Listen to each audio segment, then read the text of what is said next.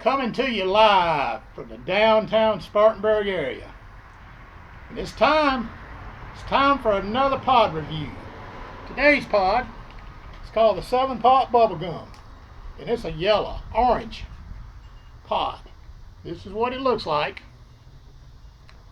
It's a right nice looking pod.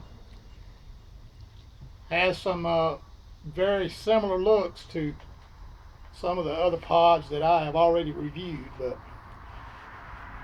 this pod is supposed to be pretty hot. We're going to cut into this pepper and see what it smells like and what it looks like on the inside. Here's what it looks like. Looks to have a few seeds, placenta. Oh, this is going to be another fruity one. Smells just like the Scotch bonnet, the Naga Bingle. Let's say we take a bite of this pepper and see what it tastes like. Got my milk ready. I want to do a shout out. Doing a shout out today to Ponda, a co-worker. This one's for you, Ponda.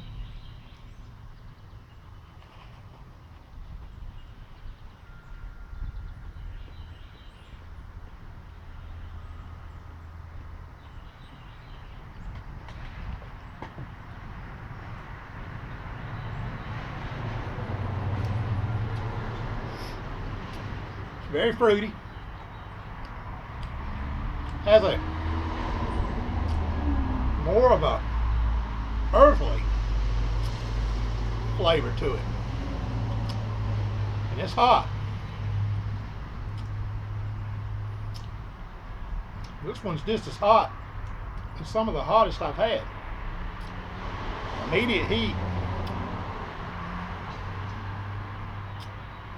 So we're going to see what this pepper's going to do. It's a hot day today.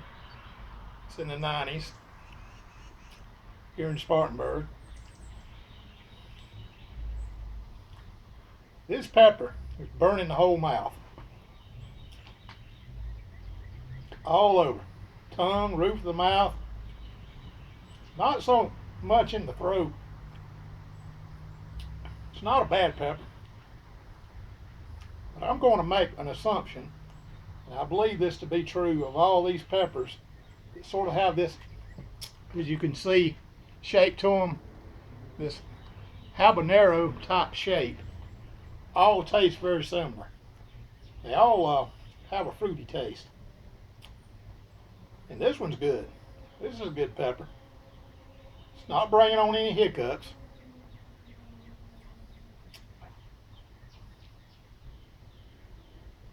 It's a good pepper. I'm probably going to say, as far as flavor on this one, I'm going to rate it somewhere around the 7 to 8 range. I'm sure if I ate this whole pepper, I would probably feel somewhere right around 7 to 800,000 Scoville. But this is giving me a good indicator about what the heat level of this pepper is going to be, and this one's right. This is one of the peppers that was grown up in Inman, up in a little garden up at my mother's house. So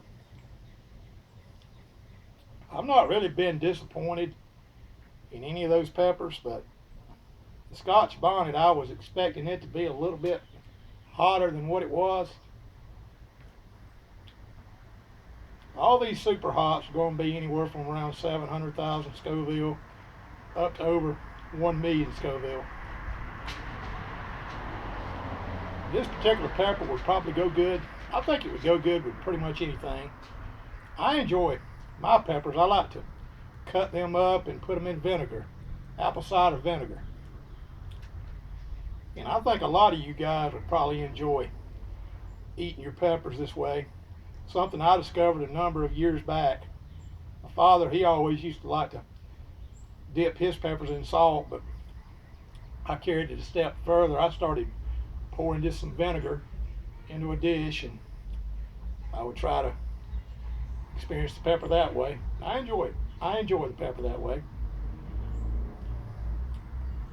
It gives you double benefits. Capsaicin from all these peppers is a good benefit to your health, as well as apple cider vinegar has a lot of good properties as well. Helps with blood pressure, helps with cholesterol, helps with diabetes, helps with your cardiovascular system to keep it to where it needs to be. So there's a lot of good benefits with eating hot peppers. I know a lot of people don't like hot peppers, but it might be something to look into. There's a lot of peppers out there that's not that hot. You can get the cayenne, for example, the jalapeno. Those type of peppers are what you might consider your milder peppers. But this particular pepper, I would say, as far as heat goes, it's right up there with all the rest of the hottest super hots that I've had. It's up there as hot as that Mad Dog sauce. And anything that you actually eat that's over 350 to 400,000, you're not really going to taste that much anyway. It's just going to burn. So I enjoy this pepper. It's a good one. It's called 7-Pot. 7-Pot Bubblegum. This is one of the Piedmont peppers, Spartanburg. And I'm going to close this one down.